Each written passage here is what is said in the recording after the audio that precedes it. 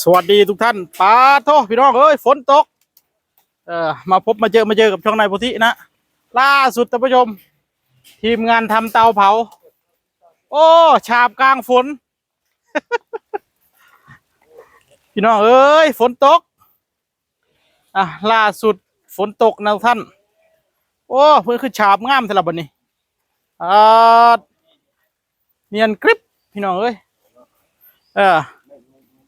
เนียนกริบไม่มีตำหนิเลยโอ้มืออาชีพจริงๆเพื่อนพี่น้องเขาฉาบอย่างงามเลย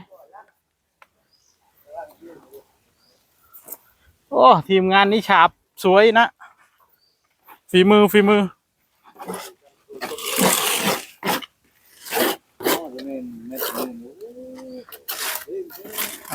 เขาท่าล่าสุดฉาบเลยได้พี่น้องเอ้ยตรงในส่วนของเตาเผานี่เริ่มฉาบโอ้ปูนเขาท่าอยู่เขาผสมได้ที่โอ้ฉาบเกือบครบทุกด้านแล้วต้นนี่เขาท่าบ่ต้องย่านฝนดอกมันบ่ได้ตกลายกว่านี้ดอกมันบ่ตกสุดเทื่อมันมีแต่ซับนี่แล้วก็มาหายไป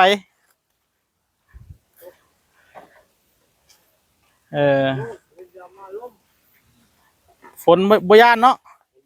ย่านแต่ลมกับฟ้าห้องเนาะฟ้าห้องบึ้มบ้ามในสิแลนเนาะ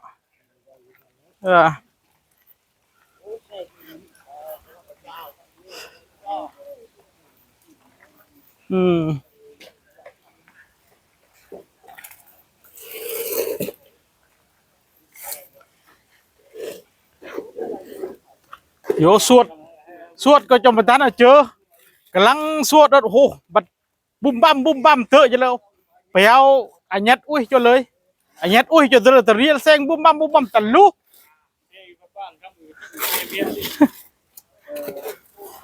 พร้อมนั่นตะลุสักไงกี่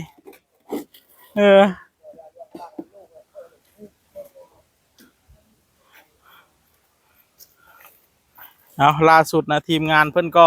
ฉาบสวยงามพี่น้องเอ้ยคักขนาดเลย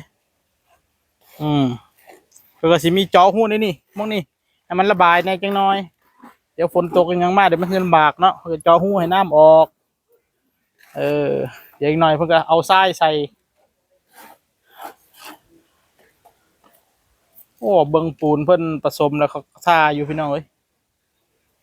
แตกต่างจากของเฮาอยู่ เหนียวดีของเพิ่นนะเบื้องต้นแล้ว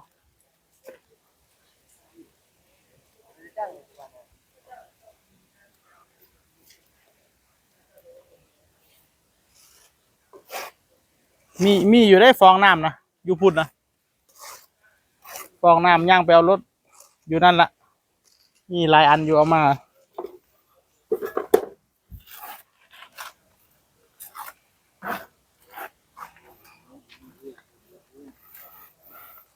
เนียนกริบทุกท่านเลย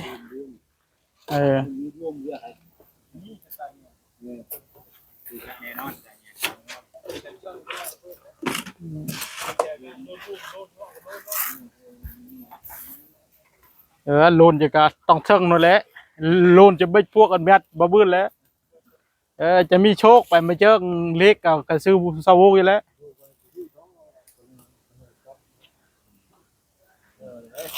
โอ้เพิ่นฉาบหนาเติบอยู่เลยพี่น้องเอ้ย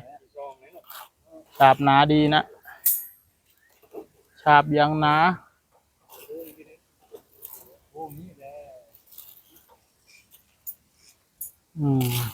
ตอนนี้ฝนตกป้อแปะนะทุกท่านคาดว่าน่าจะตกสักนี่แหละคาดว่าน่าจะตกสักนี่แหละพี่น้องเอ้ยตรงนี้ทีมช่างเพิ่นกระชาบไปเรื่อยๆนะสวยงามเพิ่นฉาบฝีมือดีนะท่านฉาบ2-3 รอบแล้วนะเพิ่นฉาบจนเต็มตามแบบที่เพิ่นวางเอาไว้นะโอ้ฉาบแบบนี้ก็แจ๋วเลยแหละนี่แข็งแรงเลย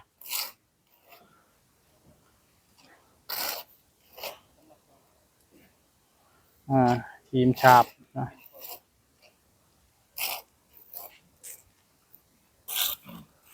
โอ้ฝนนี่ตกหลายกว่านี้ได้อยู่บ่เนาะ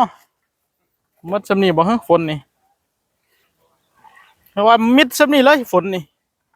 ปอกแป๊กปอกแป๊กนี่หายไปแล้วนี่เริ่มหายไปแล้วนี่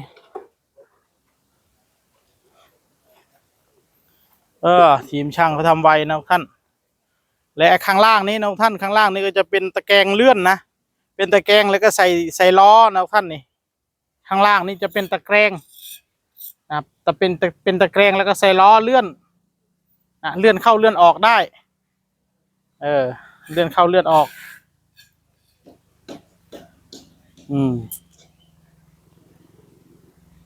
นี่เม็ดฝนนะท่านนี่ช่ำนี่ละฝนตกนี่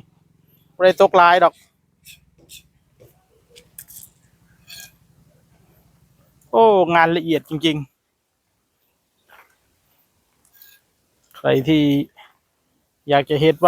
สถ์เฮ็ดหยังก็ติดต่อช่างทีมงานช่างจอร์จเด้อพี่น้องเอ้ยเพื่ออยากได้เบอร์ก็ขอกับผมได้เดี๋ยวผมขอให้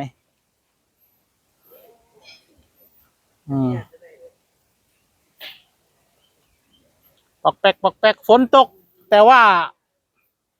อากาศร้อนเหลือเกินเบิ่งพี่น้องเอ้ยบรรยากาศสงสัยก่อนน้อยนึงนี่แหละตกนี่ที่เหลือแจ้งแจ้งปางเบิดเป็นไรโอเคแล้วเนาะของเฮาเนาะพอแล้วเนาะเอาขอบคุณหลายๆเหลืออีก2แพงกับไข่แน่บัดนี้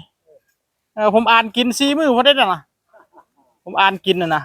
เอากินมื้อละแพงวะความคิดนะ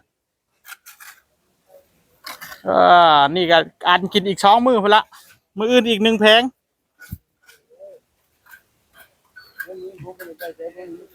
โอ้ขอบคุณหลายๆครับโอ้แล้วคันเจ้ามามื้ออื่นนี่แล้วเลยแล้วซะนะแต่แม่นี่ผู้ปันท่านผมคือในเบิดก็ได้บ่นี่โอ้ยยอมแหละยอมเลยครับว่าสิปัน มันยอมมงปันนี่ล่ะคันขึ้นนาก็ใครอยู่ได้เครื่องมันปันง่ายอยู่ได้คันเฮาขึ้นขึ้นบางมันยากมันปันยาก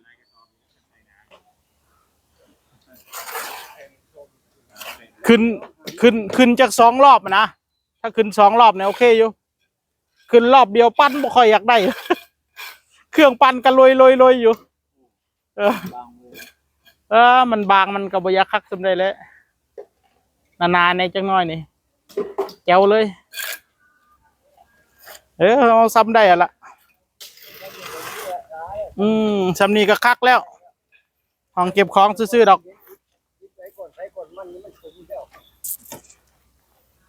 ทีมช่างก็ไม่กลัวฝนนะพี่น้องก็ตกมาโลดยิ่งแรงยิ่งดีปีนี้มันสิตกบ่ฝนนี่แต่ว่าทางอื่นน้ำท่วมแล้วเด้จังหวัดอื่นน้ำท่วมกันหมดแล้วย่านไปใส่กระยาก อย่าจะไปใส่กันยากมันบ่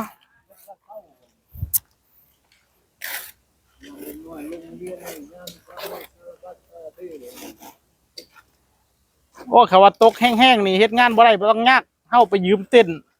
มากลางเลยมันบ่ตกดอกเนาะสมมุติว่าเฮ็ดอันนี้นะเฮ็ดไปเฮ็ดมาแล้วตกซุมื้ออะไรโอ้ย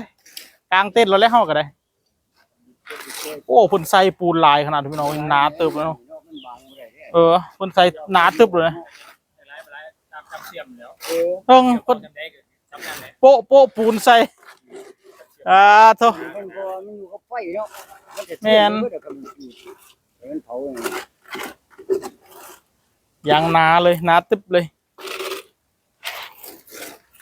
เขาทาอยู่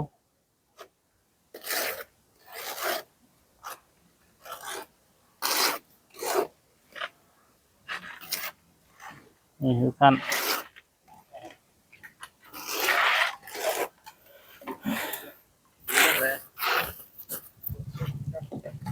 โดนอะไรเงี้ยกันซาลาไว้ครับซาลาตู้ในวัดดีตัวครับวัดดีฝากไว้ตอนนี้ท่านสวัสดีครับ